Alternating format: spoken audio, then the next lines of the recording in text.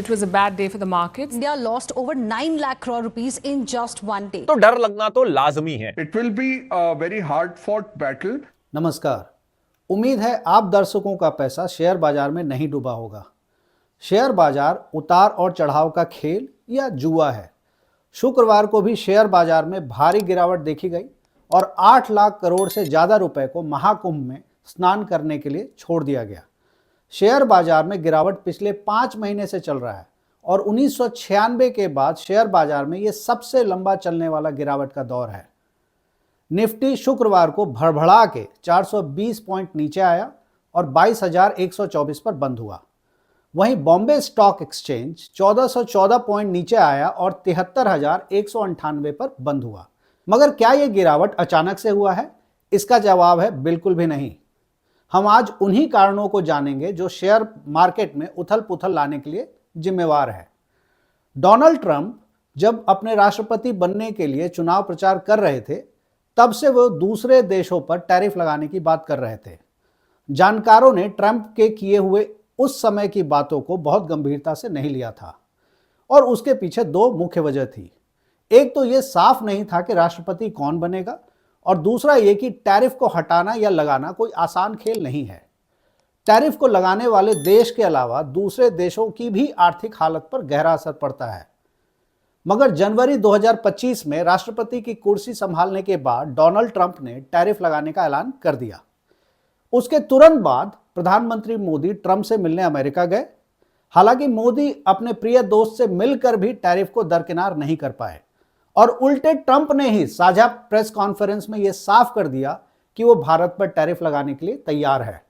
27 फरवरी को ट्रंप ने Canada, Mexico और चाइना पर टैरिफ लगाने की अपनी बात को फिर से दोहराया और उसके बाद हमारे देश के स्टॉक में धड़ाम धड़ाम होने लग गया। टैरिफ का खौफ ऐसा है कि हर कंपनी डरी हुई है, खास करके वो कंपनी जिसका कारोबार अमेरिका से आयात और निर्यात किए हुए चीज़ों पर निर्भर करता है, जैसे फार्मा की कंपनी, बिल्डिंग मटेरियल से जुड़ी हुई कंपनी, इंफ्रास्ट्रक्चर से जुड़ी हुई कंपनी और ऐसे तमाम कंपनी को टैरिफ के कारण अपने सामान के महंगा हो जाने का डर लगने लग गया है। टैरिफ हमारे इकोनॉमी को कैसे नुकसान पहुंचा सकता है, इस सवाल का जवाब जाने माने अर्थशास्त्री और जेएनयू में पढ़ा चुके प्रोफेसर अरुण कुमार ने दिया। ये जो टैरिफ होता है, इससे क्या होता है कि फिर अंदरूनी दाम और महंगे हो जाते हैं, क्योंकि अगर बाहर से सामान आएगा तो वो सस्ता होगा और अगर हमने मतलब टैरिफ लगा दिया तो उसका भी दाम बढ़ जाएगा। तो अंदरूनी जो माल है वो तो वैसे ही जब बढ़े हुए दाम पे है, तो दोनों तरफ से दाम जब बढ़ जाएगा तो हमारे यहाँ इन्फ्लेशन और तेज हो जाएगा। तो जहां पे भी टैरिफ लगता है तो टैरिफ लगाने से जो अंदरूनी माल है वो उसका महंगाई से असर पड़ता है, उसका इन्फ्लेशन हो जाता है वहां पे अर्थव्यवस्था में। तो इसलिए ये जैसे ट्रंप साहब कह रहे हैं कि जो सामान अमेरिका में आ रहा है, कनाडा से आ रहा है या मेक्सिको से आ रहा है, इंडिया से आ रहा है, चाइना से आ रहा है, उसके ऊपर हम टैरिफ लगा देंगे। टैरिफ लगा देंगे तो फिर अमेरिका में वो माल महंगा बिकेगा। अगर पहले 100 रुपए का माल बिक रहा था और आपने उस पर 10% टैक्स लगा दिया तो अब 110 रुपए उसका जो दाम हो जाएगा, तो इन्फ्लेशन तेज हो जाएगा। तो ये जो सारा टैरिफ का मामला है उससे दुनिया भर में, क्योंकि अगर अमेरिका लगाएगा तो फिर जो चीन भी लगाएगा, कनाडा भी लगाएगा, मेक्सिको भी लगाएगा, भारत, तो सारी दुनिया में दाम महंगे पड़ जाएंगे। अब सवाल उठता है कि अगर भारत की किसी कंपनी का कारोबार चाइना के किसी कंपनी के साथ है, क्या तब भी टैरिफ का असर उस कंपनी पर पड़ेगा? इसका सीधा जवाब है कि हाँ। वैश्वीकरण के इस युग में कोई भी देश इससे अछूता नहीं रह पाएगा। अब बात करते हैं डॉलर के मुकाबले गिरते हुए रुपए की कीमत पर। जिस प्रकार से डॉलर मजबूत होता जा रहा है, रुपया कमजोर होता जा रहा है, विश्व व्यापार में भारत टिक नहीं पाएगा। हमारे व्यापारी जो माल बाहर भेजते हैं, हमारे व्यापारी जो माल बाहर चलाते हैं, इस बोझ को सह नहीं पाएंगे।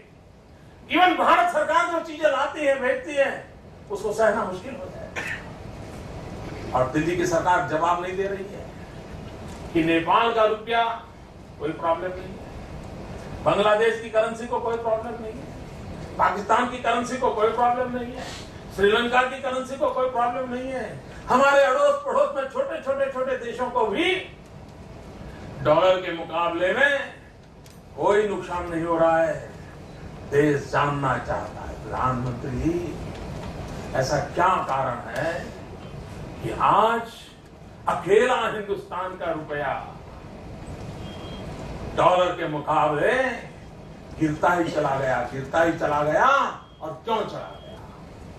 और मैंने साफ मांग की है, ये सिर्फ आर्थिक कारणों से नहीं हुआ है, ये आपकी भ्रष्ट राजनीति जो चली है दिल्ली से, उसका इसके अंदर बहुत बड़ा रोल है। मैं बहुत गंभीरता से आरोप लगा रहा हूं। 19 जून 2012 को प्रधानमंत्री ने यह भाषण दिया था। उस दिन $1 के मुकाबले रुपए की कीमत थी 55 रुपए और 58 पैसे।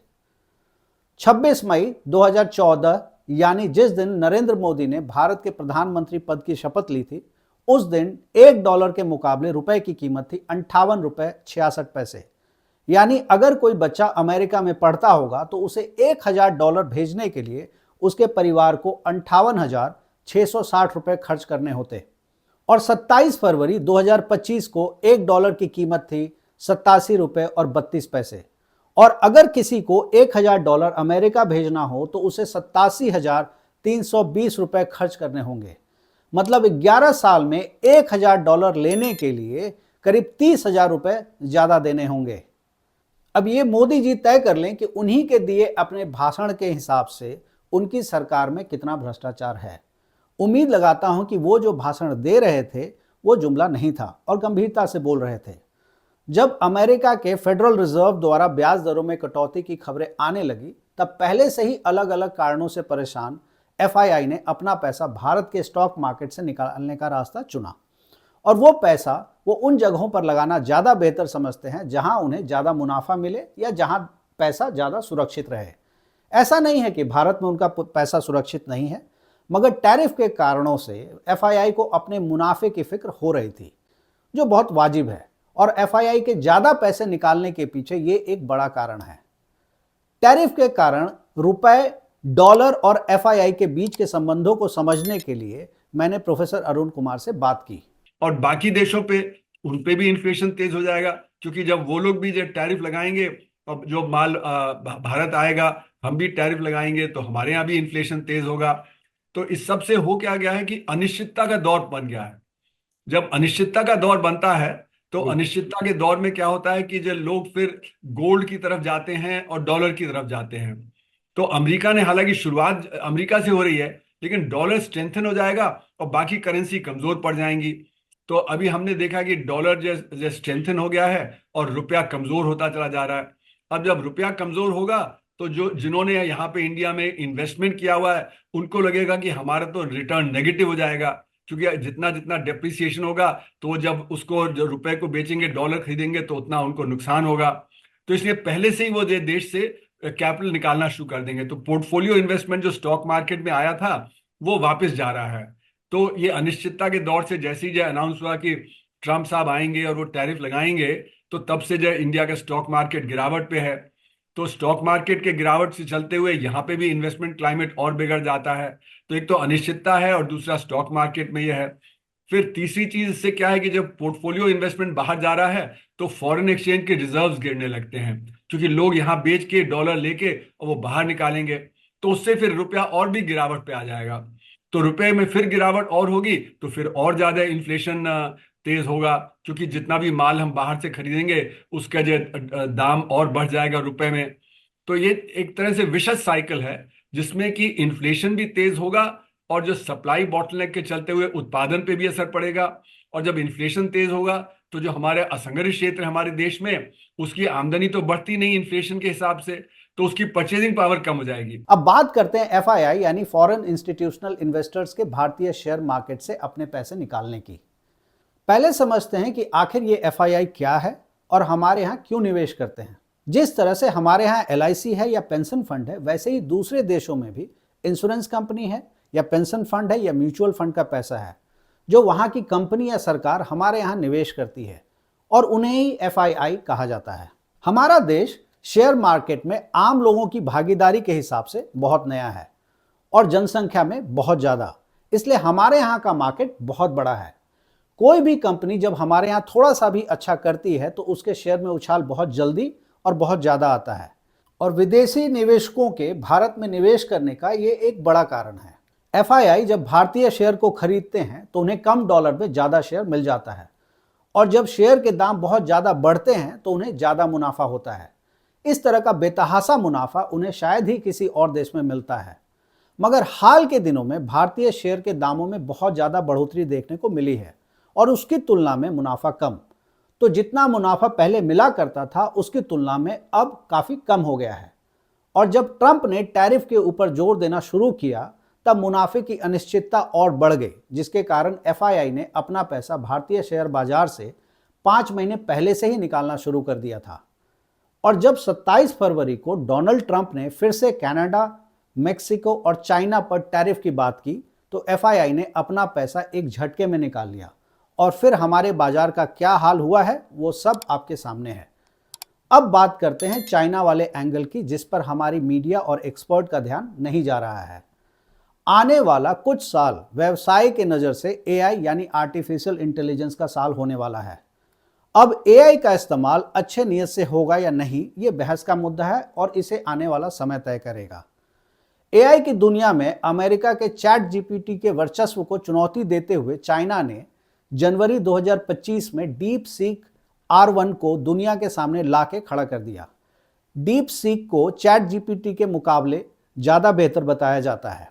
हालांकि दोनों को विकसित करने के खर्च की आधिकारिक जानकारी कहीं भी उपलब्ध नहीं है और डीप सीक के पास भी नहीं है। मगर अलग अलग लेखों के हिसाब से डीप सीक को विकसित करने का खर्च चैट जीपीटी के मुकाबले बहुत ही कम है। अब क्योंकि ज़्यादातर उद्योग एआई की मदद ले रहे हैं, इसलिए एआई में इस्तेमाल होने वाले सेमीकंडक्टर चिप की मांग भी बढ़ गई है और आने वाले दिनों में और बढ़ जाएगी। और इन चिप्स को बनाने वाली काफ़ी सारी कंपनी या तो अमेरिका में है या तो चाइना में। अब क्योंकि चाइना के पास डीप सीक जैसा बेहतरीन एआई भी है और एआई को ताकत देने वाली चिप बनाने की टेक्नोलॉजी भी, तो जाहिर सी बात है एफआईआई अब चाइना में अपना पैसा लगाने में ज़्यादा दिलचस्पी लेगी, और इसी कारण चाइना का शेयर मार्केट ऊपर जा रहा है। एक सोचने वाली बात यहाँ पर यह है कि अमेरिका, चाइना जैसे देशों में प्राइवेट कंपनी नए नए टेक्नोलॉजी का विकास करती है, यानी डेवलप करती है। हमारे देश में इतनी बड़ी बड़ी कंपनी है, आखिर वो टेक्नोलॉजी के विकास के ऊपर ध्यान क्यों नहीं देती है? क्या वो सारा ध्यान सिर्फ छोटी छोटी कंपनी को खरीद के मोनोपोली बनाने में लगा रही है? इस गुत्थी को सुलझाने में मेरी मदद अर्थशास्त्री प्रोफेसर अरुण कुमार ने की। अभी क्या हो रहा है कि सरकार का सारा रुझान जो है वो बड़े बड़े कॉर्पोरेट सेक्टर की तरफ है, संघर्ष क्षेत्र में भी कॉर्पोरेट सेक्टर की तरफ। तो इसलिए मैं इसको बोलता हूँ ट्विन पॉलिसी है। एक तरफ बड़े बड़े कॉन्ग्लोमरेट्स बना दो, अडानी, अंबानी, टाटा, इनको बहुत बड़े बड़े कॉन्ग्लोमरेट्स बना दो। जैसे कि साउथ कोरिया के चाय बॉल्स हो गए, तो वो दुनिया में छा गए। पर हमारे यहाँ जो चाय बॉल्स हैं, हमारे जो बड़े बड़े कॉन्ग्लोमरेट है, वो टेक्नोलॉजी नहीं डेवलप करते। जबकि साउथ कोरिया के चाय बॉल्स हो गए या जो जापान की बड़ी बड़ी कंपनियां जिनको सरकार ने मदद दी, उन्होंने टेक्नोलॉजी डेवलप की। सैमसंग ने किया, एलजी ने किया, ह्यूंडई ने किया, इन्होंने सबने टेक्नोलॉजी डेवलप की। तोशिबा ने किया, सोनी ने किया। हमारे कॉन्ग्लोमरेट कोई टेक्नोलॉजी नहीं डेवलप कर रहे। वो बड़े हो रहे हैं एब्जॉर्प्शन से, वो एक्विजिशन से एब्जॉर्ब, मतलब कि जो भी प्रॉफिटेबल कंपनी उनको दिखती है उसको एक्वायर कर लेते हैं। तो वो इस तरह से बड़े हो रहे हैं। तो टेक्नोलॉजी में हम आगे नहीं बढ़ पा रहे उससे, जबकि हमारे यही जो बड़ी बड़ी कंपनियां हैं इनको टेक्नोलॉजी में डेवलप। तो इससे हुआ क्या है कि हमारा इन्वेस्टमेंट क्लाइमेट बिगड़ गया है। जो हाई नेटवर्थ इंडिविजुअल्स हैं वो देश छोड़ के जा रहे हैं बड़ी लेवल पे। 2014 से 2019 के बीच में 23,000 जो हाई नेटवर्थ इंडिविजुअल देश छोड़ गए। 2019 में 7,500 चले गए, फिर 2022 में और 7,500 चले गए। और इसीलिए हम देख रहे हैं कि जो हमारा यूथ है वो भाग रहा है, वो मतलब इलीगली या लीगली देश छोड़ के वो उन्नत देशों में जा रहा है, वो कनाडा में जा रहा है, ऑस्ट्रेलिया में जा रहा है। अब बात सरकार की उस आर्थिक नीति की जिसमें आपूर्ति यानी सप्लाई पर ज्यादा जोर दिया गया है। इस बात को समझने के लिए मैंने अर्थशास्त्री प्रोफेसर अरुण कुमार से बात की। हमारी नीतियां हैं, वो नीतियां, इनको मैं बोलता हूं supply side economics. Supply side economics का मतलब ये नहीं कि सप्लाई बढ़ाया जाए। सप्लाई साइड इकोनॉमिक्स मतलब कि हम इंसेंटिव दें बिजनेसेस को। तो यहाँ पे कोशिश है कि हम इंसेंटिव बिजनेसेस को दें, जो बड़े बड़े कॉन्ग्लोमरेट्स हैं उनको हम इंसेंटिव दें। पर हमारी समस्या तो डिमांड की है, हमारी समस्या सप्लाई साइड इकोनॉमिक्स नहीं है। अगर हम जो इंसेंटिव देते भी हैं, जैसे 2019 में हमने कॉर्पोरेट टैक्स में भारी छूट दे दी और जो कॉर्पोरेट सेक्टर्स को 1.6 लाख करोड़ रुपए का अतिरिक्त फायदा हो गया, पर उससे उन्होंने अपना इन्वेस्टमेंट नहीं बढ़ाया। उन्होंने उसको यूज किया अपना डेट को कम, अपना ऋण को कम करने में। तो उनकी बैलेंस शीट तो क्लीन हो गई, लेकिन इन्वेस्टमेंट उन्होंने नहीं बढ़ाया, क्योंकि इन्वेस्टमेंट तो तभी बढ़ाएंगे जब डिमांड होगी। तो डिमांड बढ़ाना ज्यादा जरूरी है बनिस्पत इसके कि हम सप्लाई साइड इकोनॉमिक्स की तरफ करें। तो ये जो सप्लाई साइड इकोनॉमिक्स है वही पिछले हम 30 साल से कर रहे हैं, और अब वो और ज्यादा बड़े लेवल पे हो रहा है। यानी कि यहां तक कि जब पैंडेमिक के दौरान भी जो 22 लाख करोड़ रुपए का जो आत्मनिर्भर भारत पैकेज था, उसमें जो गरीब आदमी के हाथ में गया वो तो 3-4 लाख करोड़ गया। बाकी तो सारा जो कॉर्पोरेट सेक्टर बिजनेस के जो बढ़ावे के लिए था, लेकिन उसने कोई जो बढ़त नहीं दिखाई। तो इसलिए हमारी नीतियां ही बुनियादी तौर पे गलत हैं। जब तक कि सरकार एडमिट नहीं करेगी कि हमारी जो बुनियादी नीति है सप्लाई साइड इकोनॉमिक्स की, जो है इस समय हमें डिमांड साइड पे ध्यान देना है, जब तक वो नहीं होगा तब तक ये चीजें बदलाव में नहीं आएंगी। अब बात उन लोगों की जिन्होंने अपना पैसा इस स्टॉक मार्केट में गंवा दिया है। ऐसे बहुत सारे छोटे निवेशक हैं जिन्होंने अपनी सारी कमाई ही इसमें लगा दी है, और इनमें से बहुत ऐसे होंगे जिन्हें अभी ही उस पैसे की जरूरत होगी, लेकिन अब उनका अपना निवेश किया हुआ पैसा उन्हें जल्दी मिल पाएगा, इसकी उम्मीद कम ही है। उम्मीद है कि जवाहरलाल नेहरू इस शेयर मार्केट की बुरी हालत के लिए जिम्मेदार नहीं होंगे। वैसे अगर कुछ दिनों बाद किसी वीडियो में आपको प्रधानमंत्री मोदी इसका दोष नेहरू पर डालते हुए दिखेंगे तो आप आश्चर्य मत होइएगा। बाकी आप लोग गंगा नहाइए। मोदी और योगी ने आपके लिए गंगा जाने का इंतजाम कर ही दिया है। सरकार से सवाल पूछ के क्या कीजिएगा। अगर आपको हमारा वीडियो बढ़िया लगा हो तो जरूर और लोगों से भी शेयर कीजिए और सब्सक्राइब करना ना भूलें। मेरी इस लेख में मेरा साथ दिया है राहुल सेठी ने। वीडियो को आप तक सुंदर रूप में पहुंचाने का काम किया है हितेश सिंह और गुरिंदर ने। धन्यवाद।